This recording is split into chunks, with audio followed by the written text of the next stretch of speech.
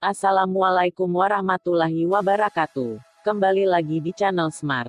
Pada kesempatan ini saya akan menjelaskan arti dari relief yang ada di Candi Borobudur. Yuk kita simak penjelasannya. Namun sebelum melanjutkan jangan lupa tekan tombol subscribe ya.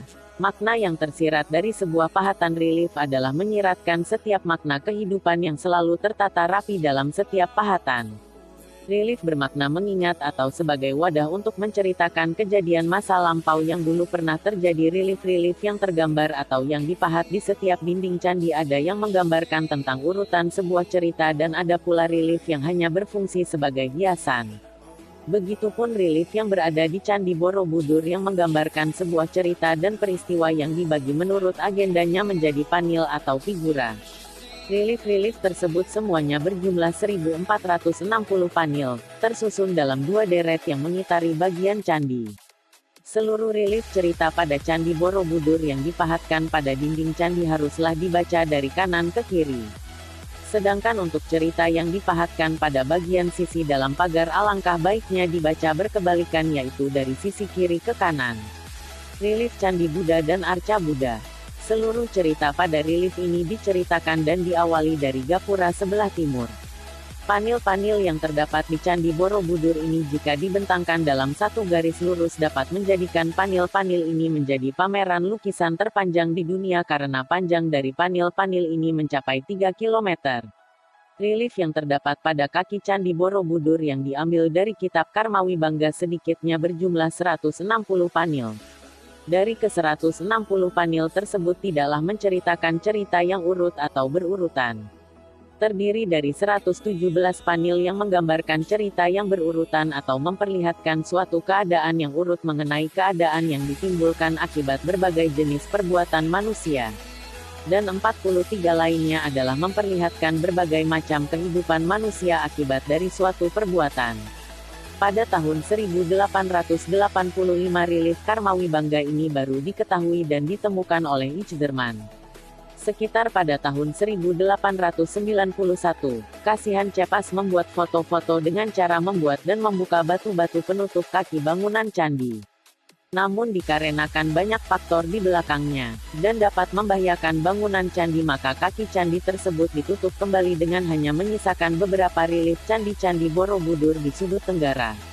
Tujuan dari penutupan ini adalah untuk mengurangi dan rasa penasaran dan rasa ingin tahu pengunjung candi saat berkunjung ke Candi Borobudur ini. Bagian lain dari 10 deretan relief cerita lainnya, terdapat pada bagian tubuh candi atau pada bagian rupa datu.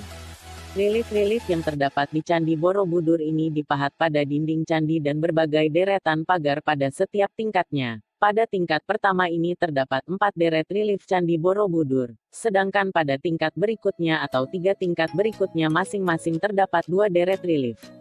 Salah satunya adalah deret pada pagar Langkan yang menceritakan Sang Buddha sebelum dilahirkan sebagai Siddhartha, pernah dilahirkan sebagai kelinci. Penggambaran relief pada tingkat 2. Tingkat kedua pada Candi Borobudur ini di dinding candi lebih dari 3 meter, dihiasi oleh 2 deret relief Candi Borobudur, atas dan bawah.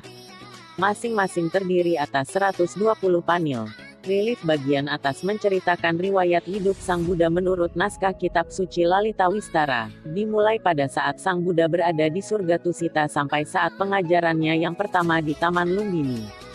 Selanjutnya pada deret selanjutnya yang berada di bawahnya adalah menggambarkan cerita dari kitab Jataka, menceritakan kehidupan Sang Buddha dalam beberapa penjelmaannya sebelum menjadi Buddha. Serta terdapat cerita dari cerita atau kitab Awadana yang serupa Jataka tapi diperankan oleh orang lain. Hal berikutnya pada pagar Langkan memuat 2 relief Candi Borobudur yang tersusun pada satu di atas lainnya. Relief-relief yang terdapat di Candi Borobudur ini dipahat pada dinding candi dan berbagai deretan pagar pada setiap tingkatnya. Pada tingkat pertama ini terdapat 4 deret relief Candi Borobudur, sedangkan pada tingkat berikutnya atau 3 tingkat berikutnya masing-masing terdapat 2 deret relief. Salah satunya adalah deret pada pagar Langkan yang menceritakan Sang Buddha sebelum dilahirkan sebagai Siddhartha, pernah dilahirkan sebagai kelinci. Penggambaran relief pada tingkat 2. Tingkat kedua pada Candi Borobudur ini di dinding candi lebih dari 3 meter, dihiasi oleh 2 deret relief Candi Borobudur, atas dan bawah. masing-masing terdiri atas 120 panel. Relief bagian atas menceritakan riwayat hidup Sang Buddha menurut naskah kitab suci Lalita Wistara, dimulai pada saat Sang Buddha berada di surga Tusita sampai saat pengajarannya yang pertama di Taman Lumbini. Selanjutnya pada deretan selanjutnya yang berada di bawahnya adalah menggambarkan cerita dari kitab Jataka, menceritakan kehidupan Sang Buddha dalam beberapa penjelmaannya sebelum menjadi Buddha. Serta terdapat cerita dari cerita atau kitab Awadana yang serupa Jataka tapi diperankan oleh orang lain. Hal berikutnya pada pagar langkan memuat dua relief Candi Borobudur yang tersusun pada satu di atas lainnya. Dari kedua kitab tersebut yaitu kitab Jataka dan kitab Awadana merupakan cerita yang tertuang pada pagar langkan. Relief yang terdapat pada Candi Borobudur bagian atas berjumlah 372 panel dan pada bagian bawah berjumlah 128 panel. Penggambaran relief pada tingkat 3-5. Pada tingkat 3 Candi Borobudur dinding candi dipahat 128 panel yang diambil dari kitab Gandawyuha. Panel ini menggambarkan pengembaraan Sudana Kumara yang tidak mengenal lelah mencari guru untuk pengetahuan tertinggi, hakikat hidup. Pada pagar langkan berisi satu deret relief Candi Borobudur yang berjumlah 100 panel. Memuat kelanjutan dari kitab Jataka dan kitab Awadana. Tingkat 4. Pada dinding maupun pagar langkan hanya dipahatkan satu deret relief Candi Borobudur, masing-masing berjumlah 88 panel. Kedua deret relief itu, baik pada dinding maupun pagar langkan diambil dari kitab Gandawyuha. Relief itu menceritakan riwayat Bodhisattva Maitreya sebagai calon Buddha yang akan datang. Tingkat 5. Pada bagian tingkat kelima ini relief pada Candi Borobudur maupun pada pagar langkan hanya satu deret. Relief pada Candi Borobudur ini pada setiap dindingnya berjumlah sekitar 72 panel. Selain itu pada pagar langkan terdapat atau berjumlah 84 panel. Relief yang terdapat pada Candi Borobudur sendiri diambil dari sebuah kitab yaitu kitab Badracari sedangkan pada pagar langkan diambil dari kitab Gandawyuha. Arca di Candi Borobudur. Candi Borobudur bukan hanya memiliki keeksotisan serta daya pikat tersendiri bagi setiap siapa saja yang mengunjunginya. Lebih dari itu banyak cerita yang bisa diangkat dan ditelusuri dari candi terbesar di dunia ini. Keindahan yang tak kalah patut untuk diperbincangkan adalah mengenai arca-arca Buddha yang terdapat di setiap tingkatan candi. Arca-arca tersebut diletakkan dan tertata rapi di kawasan Rupadatu dan Arupadatu. Semua arca yang terdapat di Candi Borobudur mengisahkan tentang Dhyani Buddha di mana seluruh arca memiliki bentuk fisik berupa arca yang duduk bersila di atas bunga teratai dan selalu menghadap keluar. Penggambaran arca Candi Borobudur. Selanjutnya arca di bagian Arupadatu ditempatkan dalam stupa-stupa yang pada setiap dindingnya berlubang-lubang dan tempatnya berderet-deret dalam 3 susun lingkaran sepusat dan terdapat pada tingkat 7-9. Pada dasarnya semua arca yang terdapat di Candi Borobudur ini adalah tampak sama namun pada hakikatnya berbeda. Perbedaan itu dapat dilihat dari bentuk fisik arca-arca tersebut di mana pada bagian sikap tangannya, mudra. Pada kenyataannya sikap tangan arca Buddha di Candi Borobudur ada 6 macam. Arca Dhyani Buddha. Arca Dhyani Buddha Aksobhya dengan sikap tangan Bumi Sparsamudra, berada di timur.